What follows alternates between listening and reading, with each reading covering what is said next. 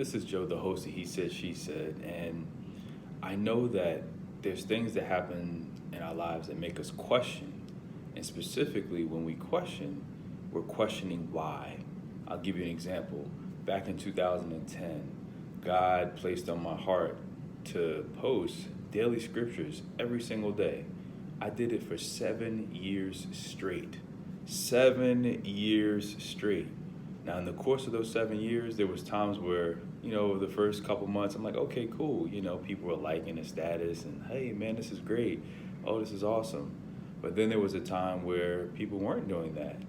And with this social media thing, it does, whether we like it or not, we judge our effectiveness or we assess our effectiveness based upon the amount of attention that we receive on the things that we post. And even though I knew that God had told me that to continue posting, I began to question, like, why am I doing this? Like, I'm just posting scriptures and people are saying this is awesome, this is great. What's the purpose of this? And I'm a person, as I alluded to in several videos ago, that I like to know the why. So I'm like, why, God? Why is this happening? And for 7 years straight, that's what I was doing every single day. It became a part of my daily routine. And in the why, I started to become hung up thinking that, you know what, maybe I'm not being as effective as I thought that I was. Or maybe, maybe I'm not hearing God correctly. Or maybe he's telling me to stop and I'm still going. You see how if we focus on the why gets us out of alignment with what we're supposed to be doing. We should be focusing on the who. Who told us this? God told me this. Where he said, she said, God told me, talk to the people about relationships. I want you to do it. And I'm like, me? I've been questioning that. Why me, God? You sure? You had me post scriptures 7 years straight. I don't know. See how I was unfocused even in my own assignment. I was focusing on the why. And why am I talking about this? Because there's somebody out here that's questioning the why.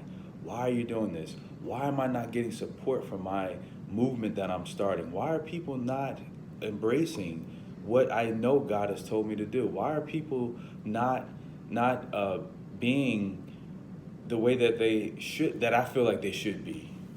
Why? Why? The focus on the why will get you out of the what and the who. What has God told you? Who told you this? If God told you this, he will provide. The way that he provides may not look the way that you think that he provides, but nevertheless, he provides. He provides you with the endurance. He provides you with the character. In order for him to provide the character, sometimes that character needs to be built.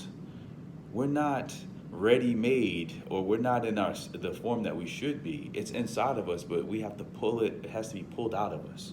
So that requires a process. And what that process looks like may not be what you think it should look like.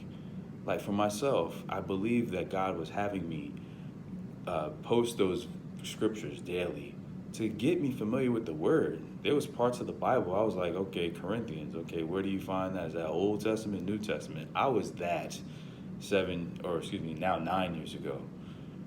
But then at the end of that 7th year, I had a familiarity. Okay, this is Old Testament, this is New Testament. This is why God was angry in the Old Testament. Okay, in the New Testament, why is he changing? And it's a forever learning process, but I'm a lot more familiar with it now than I was back in 2010. So had I not gone through that process and got caught up in the why, like why am I posting scriptures every day, I could have missed the lesson that was meant to be learned during that time. So don't get caught up in the why when you know what God has told you to do, because if you get caught up in that why, it's easy for you to get out of the loop of things. It's easy for people to become a distraction, even if they don't mean to be. It's easy for you to get knocked off course. And we can't afford to get knocked off course. We already have strayed away, just being humans. We need to come back in the middle and walk that path of life straight as we possibly can, and have the right people around us that's going to encourage us to continue to walk that straight and narrow, because it's difficult, and it's even more difficult if we're trying to do it alone. So let's embrace our community, embrace the people that's around us, and allow for God to use them to keep us on the what and the who and push aside the reason to ask why.